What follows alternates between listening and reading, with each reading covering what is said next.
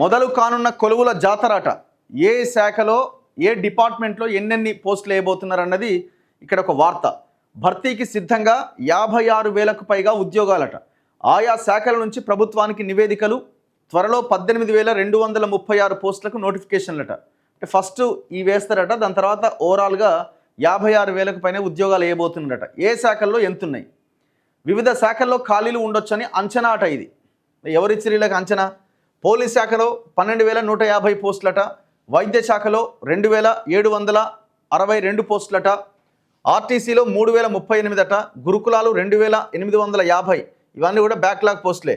Engineering 2,510, వ్యవసాయ శాఖ 148, R&B 185, రెవెన్యూలో 10,954 పోస్టులు, మహిళా శిశు సంక్షేమం 14,236.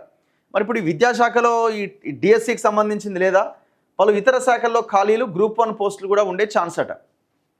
రాష్ట్రంలో మళ్లీ సర్కారు కొలువుల జాతర మొదలు కాబోతున్నది. ఎస్సీ వర్గీకరణ ప్రక్రియ పూర్తయిన నేపథ్యంలో వివిధ శాఖల్లోని ఖాళీ పోస్టులను భర్తీ చేయాలని ప్రభుత్వం యోచిస్తోంది. ఈ మేరకు అన్ని ప్రభుత్వ విభాగాల్లో ఖాళీగా ఉన్న పోస్టుల లెక్కలు తేల్చే పనిలో అధికారులు నిమగ్నమయ్యారు. అధికారిక వర్గాల ద్వారా అందిన ప్రాథమిక సమాచారం మేరకు 56,740 మందికి పైగా పోస్టులు ఖాళీగా ఉన్నట్టు తెలుస్తోంది. వీటిలో ఇప్పటికే గుర్తించి ఖరారు చేసిన 14,236 అంగన్వాడీ పోస్టులు, 10,954 రెవెన్యూ పోస్టులు పోగా మిగిలినవి వివిధ శాఖల వారీగా ఉన్నాయి. అంతేకాకుండా గ్రూప్ 1కు సంబంధించి కూడా కొన్ని పోస్టులు తేలే అవకాశం ఉందని అధికారిక వర్గాలు పేర్కొంటున్నాయి. వీటితో పాటు గ్రూప్ 2, గ్రూప్ 3 అండ్ గ్రూప్ 3 పోస్టులు కూడా వేసే అవకాశం ఉందట. చూడాలి మరి ఎప్పుడు వేస్తారు ఏంటి అన్నది.